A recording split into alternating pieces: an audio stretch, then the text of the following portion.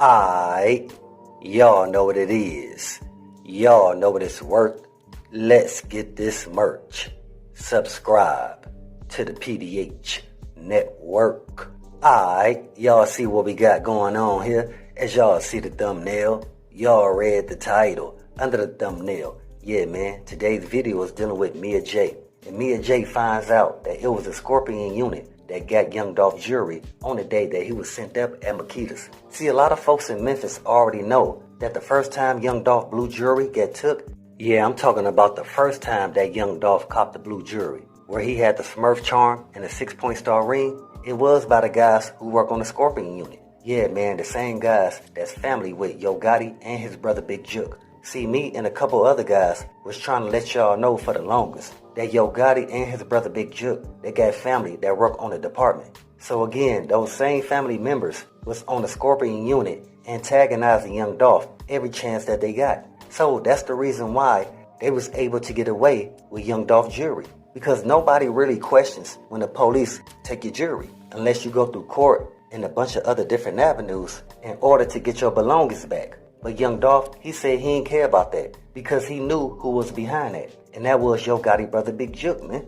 See, it was not only the people on the department that was antagonizing young Dolph. Big Jook also hired some young street cats to do the same thing to the paper route artists. You understand? But a lot of folks in Memphis already knew in order to set young Dolph up, you need the proper people that's paid in position to make sure that the play go as planned. You understand? And that's what happened. That should let y'all know how long Big Jook and his family on the department been watching young Dolph. So that's the reason why the Scorpion unit made sure that the MPD Skycam never came up or any other footage that's in that parking lot. So do y'all believe that's planned or by coincidence? That's the reason why we only kept getting one angle. Because that one angle came from the Scorpion unit, man. See, these guys, they did a lot of bogus things in the community of Memphis. So it was just a matter of time before they got caught. But y'all have to understand, all dots are connected. Because the same time these guys get caught, your boy Black Youngster, he was getting replaced over there on CMG by Big Boogie and Glorilla. See, for the folks who's been paying attention to this whole young Dolph case from the first time when it started, they could see it's actually getting closer to the people that set up the young Dolph play. Basically, everybody who hands was in the cookie jar pretending to setting up young Dolph at Makita's, they all getting paranoid. Either that's Big Jook or somebody of a higher power that's over Yo Gotti and his brother Big Jook. You understand? See, young Dolph, he was making a lot of moves, not just in Memphis, but in the state of Tennessee as a whole. So that's going to irritate people from different groups, from the streets or from the business side. So the reason why I'm bringing that up, because we can tell this was the biggest chess play that's been planned in real time. We done had a bunch of people that they say that was behind young Dolph's setup, and then they end up getting released. Now I know we down to straight drop Cornelius Smith, straight drop cousin Jamarcus Johnson, and Govan. But I'm talking about the other guys that they was funneling in and out. See, these dudes were all fall guys. And it's just crazy because you have somebody like Mia Jaye. She's creating this movement called Black Men Deserve to Grow Old. Then you got these guys over here that's doing the total opposite. You understand? And sometimes young Dolph, he would get home and tell Mia Jaye about the Scorpion unit. So she was already familiar with their activities as well. So when it came up to the T. Nichols case and she seen the faces, she already knew what was going on.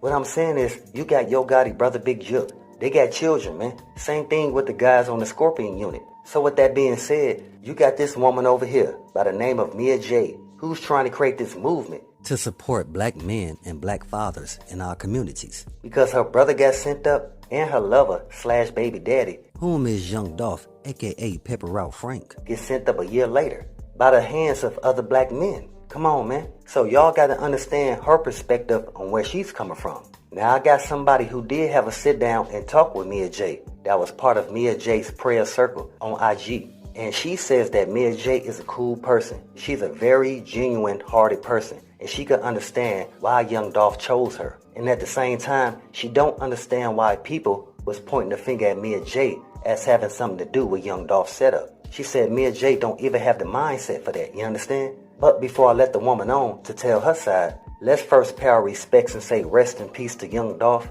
condolences to his family, and much love to all my folks in Dolph land. Hey, my boy KeyGlock, Keep doing your thing out there, man. I see you. You're really keeping PRE alive with the big five going on, G. Again, much respect to you, my guy. I know young Dolph, he's proud and looking down on you. But again, I'm gonna let y'all hear what a woman got to say so y'all can really understand what's going on in our communities. You feel me? From a woman's perspective, if I were Mia Jaye and I had first lost my brother to gun violence and then from there was inspired to start a program fighting against that and starting the program of Black men deserve to grow old, and then just years later, my significant other, Dolph, is then gunned down and also killed as a result of gun violence, I would really just be bewildered. I would be lost and devastated, because it's one thing to lose your brother, an important male figure in your life, and then from there to lose the father of your kids and your life partner in the very same way, in the very same violent way that you were trying to detour from your program that you started.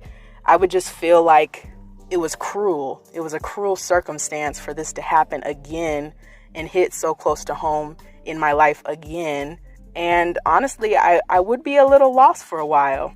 But I really do feel like over time with healing, I would also grow some strength and grow some motivation for my kids.